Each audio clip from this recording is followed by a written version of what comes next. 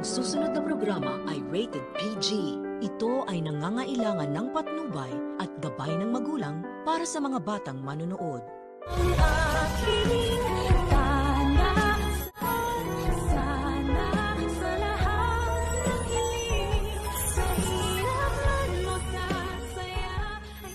Kahit pa ipinapakita ni Lynette kay Carlos na para bang kumbinsido na siya sa mga palusot nito, ay lingid sa kaalaman nitong kumag na doktor na naghihinala pa rin pala sa kanya ang asawa niya. Pagkat sabi nga ni Lynette kay Aling Susan na hindi talaga siya makapaniwala na tinawag ni Zoe na daddy itong si Carlos. Hindi ba nga ni Zoe na si RJ daw sana ang tatawagan niya at hindi niya napansin na si Carlos na pala ang naidayal niya. Pero napag-alaman ni Lynette kay Annalyn na hindi naman daw tumawag si Zoe kay RJ upang humingi ng tulong. Kaya nga malakas ang kutob ng nanay ng batang doktora na may ginagawa talagang kalokohan itong si Carlos at napakarami nitong sikreto sa kanya. Kaya naman dapat nga dito kay Lynette ay mag-imbestiga na siya at magpatulong siya kay Doc Enriquez. Total alam naman ni Doc Enriquez na hindi talaga mabuting asawa itong si Doc Carlos. May pa-promise pa siya kay Annalyn noon bago sila ikasal ng nanay nito na hindi niya daw sasaktan si Lynette at hindi pa babayaan. Samantalang nung nasa bingit ng kamatayan itong nanay ni Annalyn ay nagpakaduwag nga itong si Carlos. Kaya nga dapat dito ay makasama na nina Zoe, Moira at Balahadja na mabulok sa kulungan, lalo na ngayon na nagpapakatatay siya kay Zoe. Pagkat siya nga ang tinawagan ng doktora, tutulong sa kanya dahil hindi niya naman po pwedeng tawagan ng nanay niya dahil sigurado na magagalit ito sa kanya dahil siya ang may dahilan kung bakit ba nakatakas itong si Lolo Pepe. Sa kabilang banda, speaking of Lolo Pepe, natagpuan na nga ito sa bangin at ang magandang balita ay buhay pa nga ito. Sakto rin naman na to the rescue sila ni Doc Lyndon papunta sa hideout nila Balahadja. Kaya siya ang unang nakaalam. Buhay pa nga ang lolo niya. Agad niya naman tinawagan sina RJ at Giselle para ipaalam ang tungkol dito. Masaya din naman si Giselle. Para bang nabunutan siya ng tinik sa lalamunan.